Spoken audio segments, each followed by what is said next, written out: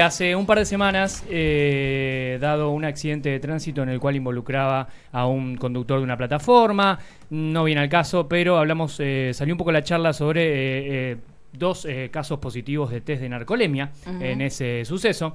De ahí empezamos a divagar, hablamos un poco sin saber sobre el consumo de drogas y salud mental. De hecho, salieron funcionarios provinciales en esta emisora y queríamos ampliar la mirada desde el Big Bang informativo. Para eso se me ocurrió convocar a la gente de Revista Mate. Si no lo conocen, googleen ya Revista Mate, un lugar, un espacio comunicacional que habla de drogas sin chamullo. Me encanta ese eslogan. Y en esta ocasión tenemos la oportunidad de charlar con Tabaré Echeverría, editor y creador de dicha revista. Tabaré, Lautaro y todo el equipo de Rex Santa Fe te saludan. ¿Cómo estás? Hola gente, ¿cómo andan? Un gusto. Saludos por ahí, Lautaro y todo el equipo. Gracias por el llamado. No, gracias a vos por tu tiempo. Bueno, quería arrancar con esto. ¿Cómo piensan, por así decirlo, después de toda esta larga introducción que hice, desde Revista Mate, el tratamiento de temas como el consumo de drogas y salud mental, que son temas amplios, pero lo que yo veo en sus escritos todo el tiempo o en su producción comunicacional es que buscan salir de lugares comunes, por así decirlo, como por ahí lo hacen los grandes medios? Y el abordaje comunicacional, yo creo que lo que lo sintetiza bien es que es una ensalada de fruta muchas veces, que mezcla temas que no tienen nada que ver, que pone temas de salud al lado de temas de seguridad, que pone temas de derecho al lado de temas de narcotráfico, que involucra a las personas que usan drogas con el narcotráfico cuando no tienen mucho que ver más que ser consumidores de una sustancia. Y principalmente lo que vemos es que cuando se habla de drogas ilegales, se exageran los riesgos y cuando se habla de drogas legales se disminuyen esos riesgos. Nosotros lo que intentamos hacer es hablar de beneficios y riesgos, más allá de si la sustancia tiene un estatus legal o ilegal. Y eso lo tratamos de hacer desde una mirada multidimensional, porque cuando se habla de drogas, normalmente se lo hace desde un reduccionismo que normalmente se afinca en la pata securitaria del tema, ¿no? En la pata de narcotráfico, más estamos hablando de Santa Fe. Ahí como el emergente principal normalmente es la cuestión del narcotráfico, aunque en todo el país y según lo que hablaban la otra vez, también cada vez más los consumos problemáticos. Pero creo que el abordaje es ese, es como un abordaje que está basado en el pánico moral, cada vez cruzado más por la lógica del clickbait y de generar una especie de alerta, muchas veces cuando hay que tomar los temas con mayor, digamos, cautela, y al mismo tiempo siempre cruzado con esta cultura prohibicionista bastante hipócrita de esto que decíamos, de exagerar los riesgos de las sustancias ilegales y disminuir los de las legales y hacer un abordaje que es como bastante desproporcionado. Incluso, por dar un ejemplo, yo los escuchaba hablar de las fiestas electrónicas y hay un estudio muy interesante que se hizo en el Reino Unido donde muestra cuál es la cobertura mediática de las muertes relacionadas con distintas drogas. Y lo que encuentra es que la cobertura mediática de las muertes vinculadas al MDMA, más conocido como éxtasis, droga por excelencia de la escena electrónica, se cubrían en un 106%, perdón. ¿Qué quiere decir eso? Que incluso muertes que no estaban adjudicadas necesariamente al MDMA se las adjudicaban. ¿Y qué pasaba con las muertes relacionadas con el alcohol? Se cubrían solo en un 4%. Pero la diferencia es que en el año en que se analizó eso, las muertes eran relacionadas con el MDMA una decena y las relacionadas con el alcohol centenas, ¿no? En Argentina eso no es muy distinto. En Argentina el 99% de las muertes relacionadas con drogas son por el alcohol y el tabaco. Solo el 1% está vinculado a lo que se consideran estupefacientes por la ley de drogas, que son las drogas ilegalizadas, digamos. Pero bueno, hay como mucho para empezar a hablar, digamos, que está siempre vinculado a una falta de evidencia para hablar del tema y al pánico moral y a esta cultura prohibicionista. Dijiste algo clave para mí que me interesa indagar o detenerme, que es esto de construir un relato comunicacional desde una perspectiva de los derechos y no desde la criminalización. Creo que eso es clave en lo que ustedes producen porque todo el tiempo los grandes medios buscan criminalizar. Bueno, ahí diste un ejemplo explícito del Reino Unido. Exacto, sí, es que justamente cuando se habla de temas de drogas son temas que están desenganchados del paradigma de derechos humanos, que en nuestro país es muy potente, y en el mundo, digamos, el régimen internacional prohibicionista, pues esto no es un invento argentino, la prohibición es un régimen que digamos, se asienta en el siglo XX con una serie de convenciones internacionales, y en esas convenciones jamás vas a escuchar nombrar a los derechos humanos, y de hecho hay, digamos, una criminalización de los derechos culturales, el derecho al libre desarrollo de la personalidad, el derecho a ejercer una cultura, que son vedados.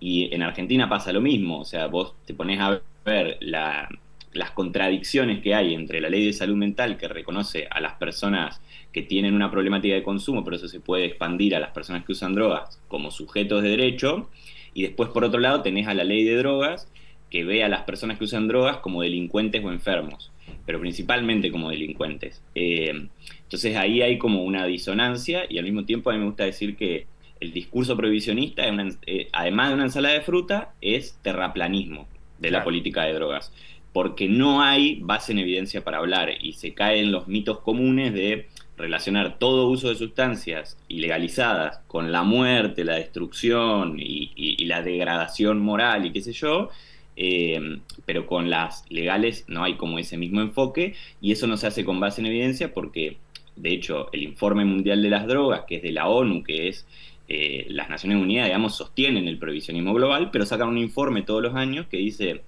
che, en realidad entre el 10 y el 15% de la población usuaria de drogas es la que a lo largo de su vida va a desarrollar una problemática de consumo. Es decir, que la mayoría de las personas que usamos drogas lo podemos hacer en un marco más o menos regulado. Pero es cierto que cada vez más, y más en la Argentina actual, asistimos a un aumento de las problemáticas de consumo, que es un poco lo que conversaban ustedes en aquella ocasión. Sí, sí, la problemática, perdón, Connie, la problemática es evidente, no descubro nada al decir esto, pero nombraste algo que me interesa ir, que es sobre si existe una política pública integral. No sé si a nivel nacional, porque la respuesta se cae de Maduro, pero sí me gustaría en la región, quizás Paraná, Santa Fe, ¿qué diagnóstico hacen ustedes? No, y es un diagnóstico que es más o menos generalizado, que es básicamente que hay una retracción de la inversión pública en temas de salud, que hay digamos, una persecución incluso a las organizaciones territoriales que trabajan con consumos y que se las estigmatiza, y al mismo tiempo hay un recrudecimiento punitivo, porque la pata securitaria, la pata represiva, esa nunca retrocede, esa siempre se refuerza, y siempre hay una persecución mayor, se intentan hacer megacárceles, se incrementan las penas, se desfederaliza la persecución de los delitos, dejándole la construcción de estadística a las policías provinciales para que los gobiernos saquen pecho. Digamos que siempre el abordaje de estos temas, más allá de situaciones particulares que son muy destacables y de profesionales, equipos y espacios y proyectos que sostienen a mucho pulmón y con mucha entrega, porque lo cierto es que es difícil en este contexto. Hay gente que está haciendo un montón de cosas bien, pero la política pública, digamos, provincial en Entre Ríos y en Santa Fe también, es de retracción, digamos, y de no llegar nunca a contener el problema como realmente se requiere, que es con esta mirada integral de la que vos hablabas, porque si la única opción para las personas que tienen una problemática de consumo, hablo de una adicción, una dependencia, un consumo problemático, y no son lo mismo, si la única opción es ofrecerle un espacio de abordaje que te dice, mirá, vos para participar de este espacio tenés que dejar de consumir, que es lo que justamente no están pudiendo hacer, vos a esa persona le estás cerrando de entrada la puerta a que pueda tener un tratamiento que sea no abstencionista, es decir, que reconozca que el consumo no es el problema, sino que el problema son los daños que puede ocasionar ese consumo y lo que hay conexo a todo eso, porque, digamos, si no, se cae sobre el objeto y no se ve el sujeto y los contextos que atraviesan las problemáticas de consumo. Entonces, digamos, la oferta que le das a esa persona de tratamiento es una oferta que la hace sentir culpa, la estigmatiza, que la hace sentir como una desviada social por estar atravesando una problemática de salud, y que, digamos, es muy excluyente, y cada vez vemos más la dificultad de acceso a esos tratamientos, incluso abstencionistas, que en muchos casos son privados y hacen a las familias endeudarse enormemente para poder sostener a sus familiares ahí adentro, y que realmente en muchos casos, no en todos, pero en muchos casos, son en condiciones indignas, deshumanizantes, con un trato súper degradante, basado en la lógica del castigo, y creo, y desde una lógica tutelar, y creo que a lo que hay que apostar y lo que se apuesta desde el paradigma de reducción de daños, que es el que reconoce que el consumo de sustancias, la alteración de la conciencia es algo humano, y lo que hay que trabajar es sobre los daños, eh, lo que se busca es empoderar a la persona, la dignidad, la autonomía, la toma de decisiones, darle información y darle acceso a recursos básicos, derechos básicos, vivienda, salud, trabajo, para que con un contexto mejor y con un acompañamiento profesional puedan tener, digamos, una alternativa, no quiero decir una recuperación necesariamente o una rehabilitación, porque no son términos que yo elijo, pero sí, digamos, un proyecto de vida digno, saliendo de ese consumo problemático. Tabaré, te estaba escuchando atentamente y te pregunto, ¿hay algún modelo en el mundo que lo esté haciendo? Porque bien decís vos, hay un discurso mundial que tiene que ver con la persecución la presunta persecución al narcotráfico. Yo comparto con vos que termina alimentando el negocio y generando un negocio mayor. Pero ¿hay algún modelo en el mundo que esté haciendo lo que vos estás planteando que hay que hacer? Me gusta que decís presunta persecución al narcotráfico, después podemos abordar eso. No, que yo tengo claro que la persecución es contra un 5%, el 95% restante pasa, Sí. digamos. Y para empoderar a algunos actores y beneficiar a otros. Sí. Pero bueno, más allá de ese tema, sí, hay un montón de países que están apostando a un cambio de paradigma. Digamos que hay como dos grandes paradigmas, el paradigma de la prohibición y el paradigma de reducción de daños como alternativa. En Portugal, por ejemplo, está despenalizada la tenencia del consumo de drogas y eso ha logrado reducir la sobredosis, ha aumentado el acceso a tratamientos y ha, digamos... De todas las drogas, ¿no? De todas las drogas, bien. Sin distinciones. Básicamente se permite que las personas puedan portar ciertas cantidades, pero se corre lo penal del abordaje de las drogas, porque eso es lo que yo decía más temprano. O sea, el principal problema que tenemos es que el consumo es un crimen, o sea, no el consumo. De hecho, en Argentina no está penalizado el consumo, está penalizada la tenencia, que es una trampa para penalizar a los usuarios.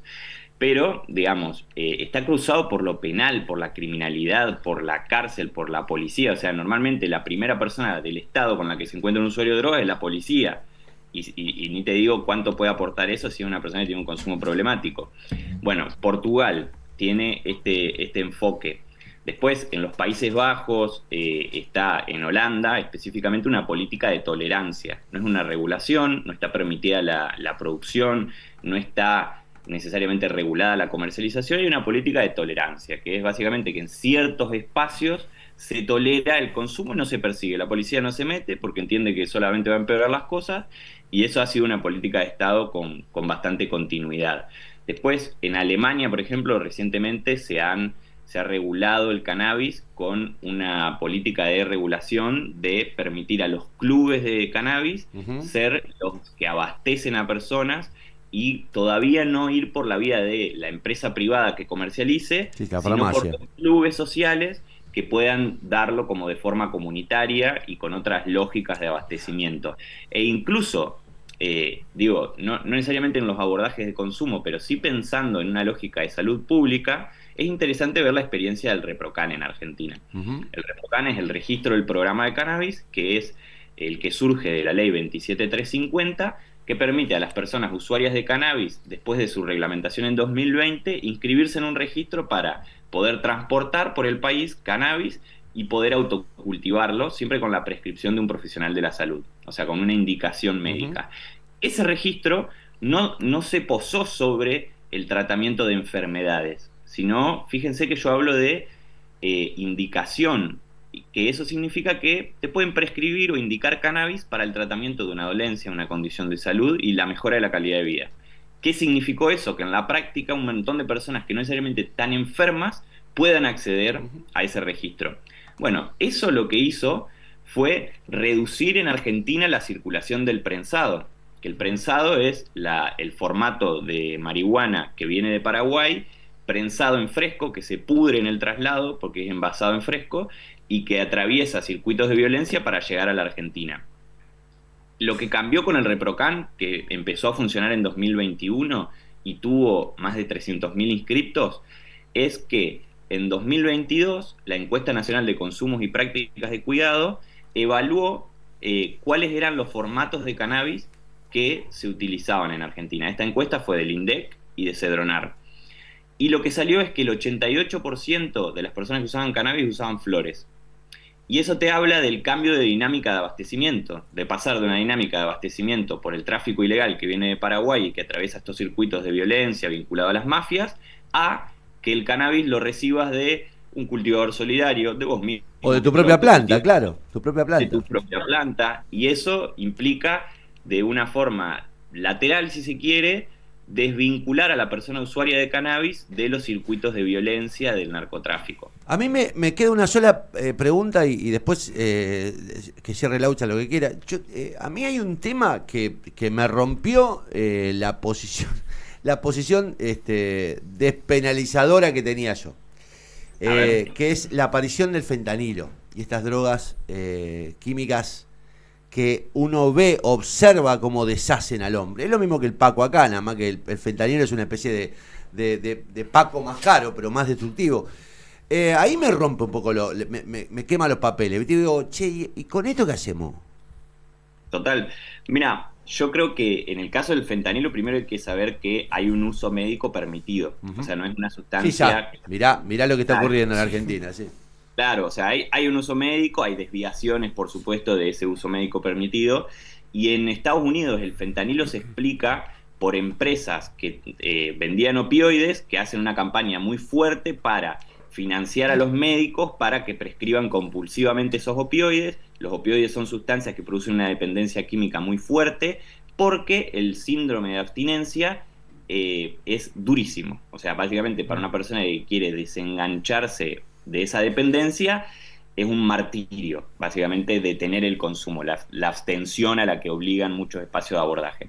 Entonces, eso hizo que después de la prescripción y del acceso a medicamentos opioides, se vaya pasando cada vez más hacia opioides de circulación ilegal y más fuertes también.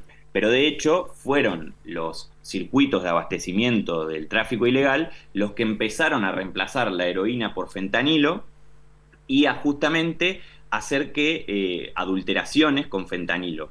Pero ¿qué sucede? Porque ellos sí, en cualquier sustancia, tienen una política de regulación del Estado, que no es lo mismo que legalización con promoción comercial. Yo hablo de regulación estricta con el objetivo puesto en la salud pública, en el cuidado de la salud pública. Porque lo que sucede con los opioides, específicamente heroína y fentanilo, es que la distancia que hay entre la dosis activa, o sea, en la que se siente, y la dosis letal es muy pequeña. Ajá. Entonces, es muy fácil caer en una sobredosis y muerte, porque si vos te pasaste un poquito de lo que habías consumido, te lo auto... Y además, ¿qué sucede? El mercado ilegal lo que hace es adulterar la sustancia y no garantiza un suministro estable con la dosis de la sustancia. Entonces, lo que vos ayer del mismo dealer compraste y te llegó a una dosis activa, mañana puede tener una potencia totalmente mayor e incluso con fentanilo y matarte. Pero ¿por qué prendió como prendió en Estados Unidos el fentanilo? Principalmente por la falta de acceso a derechos básicos de un sistema de salud fuerte que hay en Estados Unidos, por esta promoción comercial que se hizo de los opioides, por este corrimiento del Estado, y por qué ahora en Estados Unidos están reduciéndose las muertes por opioides que habían llegado a las más de 100.000 muertes al año. Básicamente porque el Estado no le quedó otra que reconocer una medida de reducción de daños, que fue empezar a permitir un montón de espacios de consumo supervisado de estas sustancias, donde se le dan jeringas nuevas a las personas, donde hay un equipo de salud que las acompaña, donde tienen un espacio fuera de la persecución donde pueden inyectarse, y principalmente permitir la libre circulación del Narcan, o digamos que es un antagonista de los receptores opioides, que lo que hace es como un spray nasal, que a la persona que la ven tirada en una sobredosis le pueden hacer un spray nasal muy fácilmente, y eso le revierte la sobredosis y evita la muerte. la permisión de la circulación más libre y que de organizaciones de reducción de daños puedan distribuir masivamente este medicamento es lo que está haciendo que se reduzcan las muertes en Estados Unidos. Pero es básicamente reconocer el rol del Estado en el cuidado de la salud pública lo que hace que, digamos, desde una lógica de despenalización, de correr la lógica penal, de en vez de perseguir a esas personas, acompañarlas, que es un lema de la reducción de daños, acompañe, no castigue, y poder darle acceso a servicios básicos, porque el problema de esa persona no es que está consumiendo esa droga, es normalmente que no tiene acceso a la vivienda, que no tiene acceso al trabajo, a la salud, y eso empeora cualquier consumo, digamos. Entonces, muchas veces se ve la sustancia como el emergente de eso, y claramente estamos hablando de una sustancia muy dañina, digamos, en este patrón de consumo, pero no se ve todo lo que hay detrás que intensifica esos daños. Sí, que también está en el mundo de la salud mental también, ¿no? Digamos, del nivel de abandono que de un alto... A mí me sorprendió una charla que tuve con un farmacéutico hace pocos días, me dice, loco, no hay persona... lo que aumentó el consumo de ansiolíticos en la Argentina y de químicos vinculado a los estados de ánimo y a la angustia... No tiene nombre, digamos. Y eso también es consumo de drogas, y bajo ese efecto también la gente conduce, ¿no? Y hay que pensar que hay un aumento de los factores de riesgo para el desarrollo de consumos problemáticos. Hay cada vez menos financiamiento de salud pública, es decir, hay cada vez menos acceso a la salud. Hay cada vez más desempleo. Hay una crisis económica rampante, hay una crisis de consumo también, donde las personas no pueden acceder a la mayoría de bienes que buscan. Y todo eso va haciendo un combo cruzado por todos los tiempos de época, de la fragmentación social, el hiperindividualismo, que hacen que las personas quedemos, en términos de nuestra salud mental y nuestras subjetividades, mucho más expuestas a desarrollar patrones de consumo problemáticos. Guille, no sé si querés preguntar algo. Me queda una, todavía que sé, Guille, no te quiero ahorrarte más tiempo, pero en toda esta militancia, en la construcción de la revista Mate, que es muy interesante, tiene una calcomanía muy buena, era Tomá Mate o Abajo el Fascismo, algo así, que no la consigo acá en Santa Fe, pero bueno, ya la voy a conseguir. No podés intervenir para manguear una calcomanía. Sí, y bueno, la verdad que bastante tranquilo el mangueo, así que está bueno. vamos a Claro, no pedí nada. Pero, perdón, Tabaré, me da mucha vergüenza eso, sí. ¿Qué es lo que más cuesta en este peregrinar? No sé si alguna de las situaciones se volvió más dificultosa en acceder, qué sé yo, a algún legislador para la cuestión reglamentaria, o personas que se acercan para decir que están siendo perseguidas. ¿Cuál es lo más difícil en este camino del laburo que hacen ustedes? Lo más difícil es la estigmatización, porque claramente quienes cubrimos estos temas también somos blanco de ese señalamiento, y creo que el principal problema está ahí, como en el guriseo que se produce para el abordaje de estos temas, y como pensar que hablar de drogas es una cuestión de clase media, de gente blanca que puede tener ciertas condiciones garantizadas para discutir eso, que en parte es cierto, por supuesto, pero que en parte también hablar de drogas, como decían en aquella conversación más temprano, es hablar de uno de los negocios más lucrativos del mundo, y es hablar de un montón de otros temas, porque no es hablar solamente de seguridad, que hoy es una de las principales, digamos, cuestiones de insatisfacción democrática en Latinoamérica, es hablar de salud, de básicamente un sistema que en el mundo se vuelve cada vez más complejo, y es hablar de cultura, que es básicamente hablar de los derechos a ser quienes queremos ser, a nuestra identidad, que están negados, digamos, por esto. Y después que se cree que uno está como a favor del consumo de drogas, y en realidad uno no es que quiere que más gente se drogue, al contrario, uno quiere que las personas que ya decidieron hacer un consumo y desarrollar su personalidad, hacer de su identidad y su intimidad lo que quieran, tiene que poder tener acompañamiento, tiene que poder tener información, y tiene que correrse todo esto del estigma, porque uno de los principales daños del consumo de drogas es que podés ir preso. O sea, no hay nada peor que ir en cana por simplemente... Imaginen qué pasaría si el alcohol, que de hecho es la sustancia más peligrosa en términos individuales y sociales, en términos de daño, digamos, por evidencia, imaginen si el alcohol estuviera prohibido. Y vos, por salir a tomar una cerveza con tus amigos, de repente pudieras terminar en un calabozo, pudieras terminar con una causa penal por tenencia, y eso significa que después vas a tener antecedentes penales, o sea que te va a costar el acceso al trabajo, que vas a estar atravesado por un estigma familiar incluso, que te va a hacer más difícil tus vínculos más importantes.